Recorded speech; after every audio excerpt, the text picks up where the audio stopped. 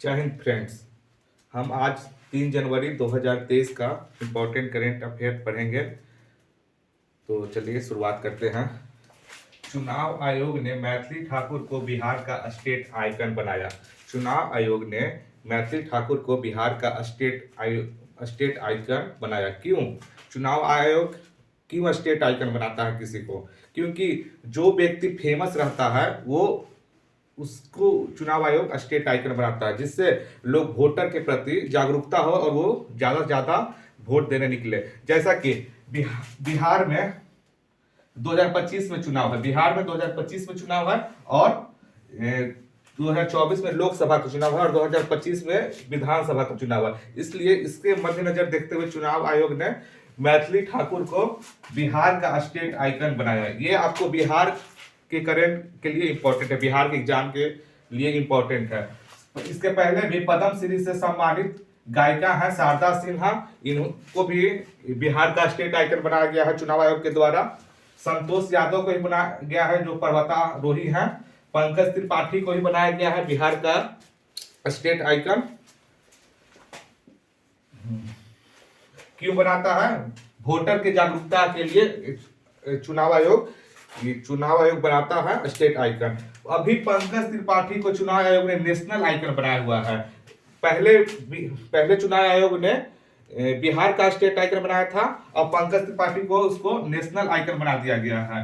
अब चुनाव आयोग के बारे में जान लेते हैं। चुनाव आयोग में प्रथम मुख्य निर्वाचन आयुक्त थे सुकुमार सेन। ये बहुत बार पूछा गया है, इंपॉर्टेंट क्वेश्चन है, वेरी वेरी इंपॉर्टेंट कि चुनाव आयोग के प्रथम मुख्य चुनाव आयुक्त कौन थे? तो सुकुमार सेन थे। अभी कौन है? अभी में श्री राजीव कुमार चुनाव मुख्य निर्वाचन आयुक्त हैं और उनके साथ दो चुनाव आयुक्त हैं। एक है श्री अनूप चंद्र पांडे और एक है श्री अरुण गोयल। अब चुनाव आयोग में मुख्य निर्वाचन आयुक्त का जो पदभार रहता है या तो 6 साल रहता है या तो उनके उम्र में 65 साल रहता है, या तो कोई जो भी पहले हो जाए, या तो उनका कार्यकाल 6 साल हो जाए या तो उनका एज 65 वर्ष की आयु हो जाए। जो भी पहले हो जाए वो पूरा करते हैं। और उसी तरह चुनाव आयुक्त का रहता है या तो 6 साल या तो उनका एज 62 साल हो जाए। चलिए नेक्स्ट करेंट अफेयर की ओर चलते हैं।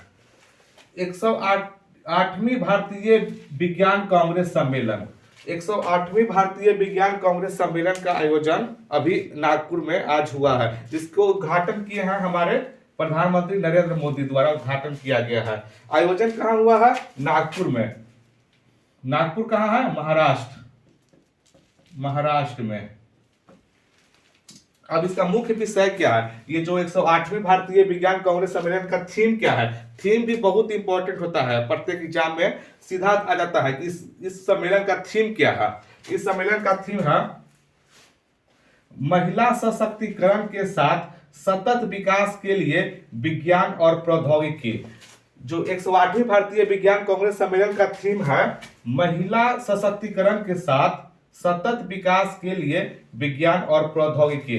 अब ये विज्ञान कांग्रेस सम्मेलन है तो हम पता रहना चाहिए स्टूडेंट को कि विज्ञान मंत्रालय किनके पास है। तो केंद्रीय विज्ञान एवं प्रौद्योगिकी तथा पृथ्वी विज्ञान राज्य मंत्री कौन है अभी?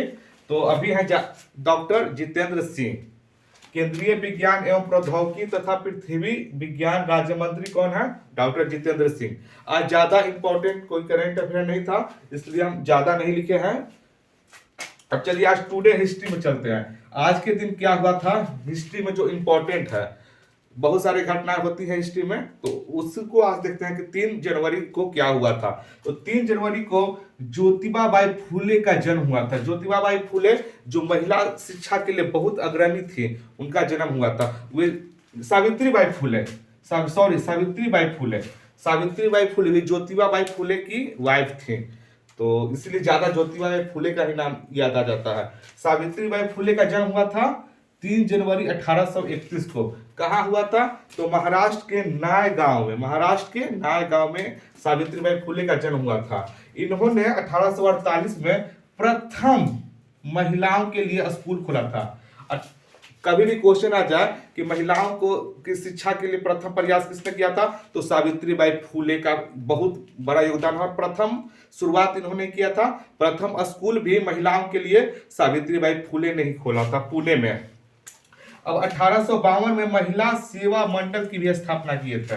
1852 में महिला सेवा मंडल की स्थापना किए थे। 1848 में ये खोले थे प्रथम महिलाओं के लिए स्कूल, और 1852 में महिला सेवा मंडल की स्थापना किए थे।